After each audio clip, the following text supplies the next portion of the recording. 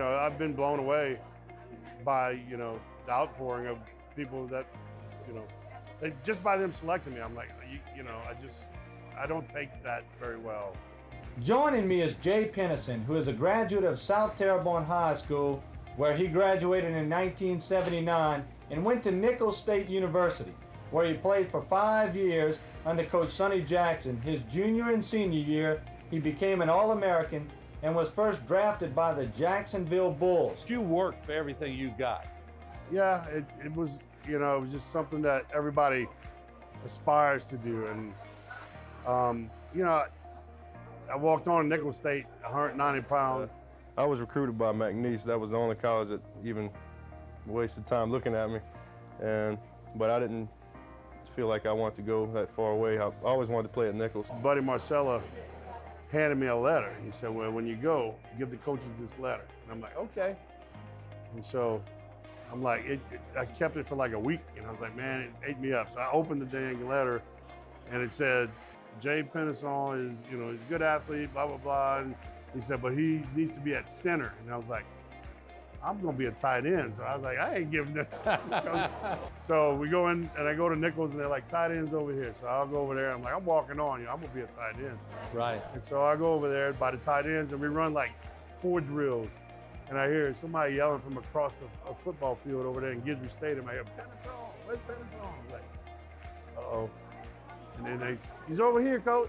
He said, what you doing over here? Get your butt over there by the offensive line. I was like, when did you know that you were a pretty good football player? Well, I grew up listening to the stories about my dad and, his at Terrebonne High School in the 50s. And, it played out, like a movie. I hear all the stories about, Terrebonne High School football in the 50s and this and that. And, oh, your dad was this and that. And I just remember I was at defensive end, and there was this one play where Skippy's running the bootleg, and he's running the option, and it just like things just happened, just clicked, and I just ran through Bill Price and Skippy, and I made a tackle, and all the coaches looking at me, what the heck did you just do? But it was just like all of a sudden everything came together and it made sense. I'm like, oh, this is how you play football. You just go head first. Sonny Jackson got here, and he did instill a lot of that in us. And he came with a lot of brash talk, and you guys, we're going to be great. And so I'd be in the weight room, and Emile Lepere. I learned a lot of how to work out in the weight room by Emile Lepere. And Jackson instilled a lot of that in us, and because we're going, he's like, you know what, we're going to do this with this program. And he brought that program a long way. And I attribute a lot of his coaching staff that he had there. Like I said, Kenny Giat was my offensive line coach here. And was Joe Clark there yet? Joe Clark. Oh, brilliant mind. Yeah, Joe Clark was his offense. I mean, my junior and senior year, I would sit there in meetings, after everybody would leave, and sit there trying to learn.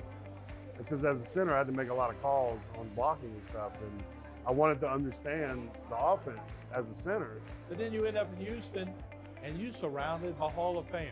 Yeah, when I get to Houston, they're a lot younger team than the Redskins were at that time. And then, there were 3 first-round draft picks on the offensive line. You had Mike Munchak, Bruce Matthews, Dean Steinkuhler, and then Warren Moon's there. Moon again deep. Touchdown to Gibbons. It was a young team, and they were just developing, and their record hadn't been that good. And I got there in '86, and Jerry Glanville was the head coach. And then all of a sudden, that first year, we lost like 8 in a row, and it was horrible. But then after that, we went to the playoffs for the next, I think the Oilers went to the playoffs for the next 7, 8 years. And it was like everything gelled, but I was very fortunate because, like I said, I played center, and both guards end up in the Hall of Fame, and the quarterbacks. They may say it all starts, if you don't have a smart center, it falls apart. Yeah, I had to make a lot of calls, and I felt proud because here I am from Nicholls State, and I got a Penn State first rounder, USC, Washington, University of Washington, Nebraska, and here's Jay Pennison from Nicholls State, Houma, Louisiana. You have any words to say for Northeast?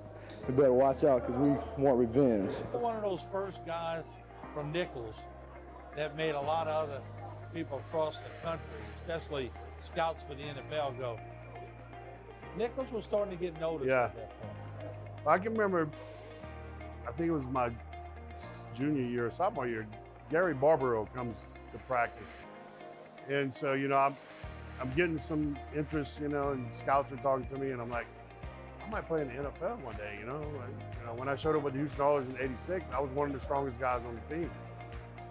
And that was the difference. That was the missing link that I had, because I needed to get my strength level a little bit higher. And, you know, I did that rinse on Delta back in the day, you know? That's what I did. I just dedicated 8 months of my life, and that's what I did. So to have the opportunity to be able to do it for as long as I did, and, you know, it's just, I still pinch myself, you know, and like, man, it did happen. And I was surrounded by, you know, legends of the game. Houston Oilers.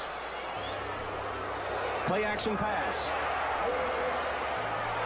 I know a lot of people that played that are legends, and I can call them my friend, and it's just, you know, it just blows me away.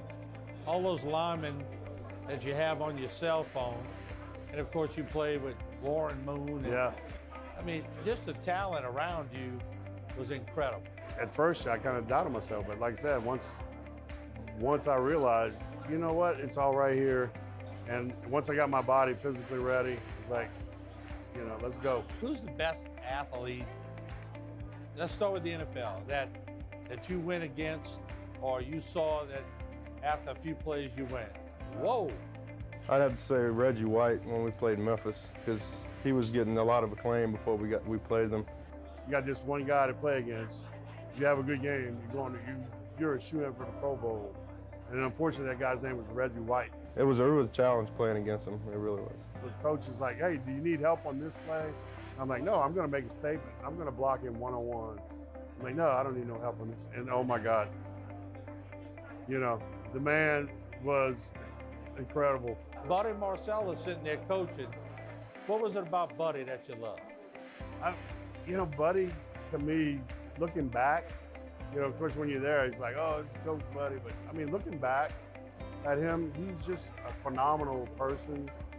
I mean, the guy, not talking about icons, that guy was always steady and solid, and, you know, knew what he wanted to do and did it. And I mean, I think he was one of the first coaches that I dealt with that was just an impeccable personality, and always knew what he wanted to say and how he wanted, you know, it to come across. He was always just calm. You know, you have those coaches that scream and they're crazy, and I you know, if I saw him, if he yelled, I mean, somebody was in trouble. Even till my last day in the NFL, I still pinched myself and said, wow, I can't believe I'm here. Or, you know, somebody messed up, I'm not supposed to be here. You know, I always felt that way. Like, you know, I knew every day that I was able to show up to work in the NFL was like a blessed day. I was like, oh my God. Have you always had that underdog? Yeah, I mean, pretty much. I've always had that tag on me. So, you know, at every level that I went, it was nothing new. I was just, hey, I just gotta prove myself to another group of people. The first time I played in the Superdome, and you know, I was like, wow, I finally made it in the Superdome with the Houston Oilers. And I remember that we were in the end zone coming out, and there was a TV timeout. So we're sitting with our helmets off for a TV timeout, and about around the goal line, and you know, all of a sudden I hear my name being yelled, Pennison! Like, and Bruce Matthews goes, Pennison, I think somebody's yelling at you. And so I look up in the end zone, and about 30, 40 rows up there is Jason Hebert and a bunch of guys from South Terrebonne. And they go, Pennison! And I go, what's up? And that was a great moment. And you know, Munchak and Matthews like, man, you know those guys? Yeah, I went to high school with those guys. You've been in, what, a couple of movies? Yeah, I was in a couple of movies. They're like, read this. So I'm reading these lines. I'm there for like 6 hours. I'm like, this is so exciting. So I'm driving home in my van, and I didn't realize my adrenaline was going. I'm doing like 90 miles an hour. And I was like driving. I was like, oh my God. I got so worked up. But I got called back like 2 weeks later. Said, oh, you got a part in the movie. I'm like, what?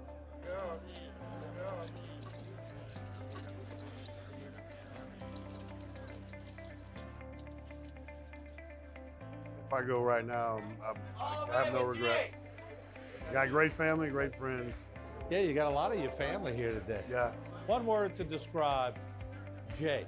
What would you hope the one word would be? Passion. That passion for life and passion to excel.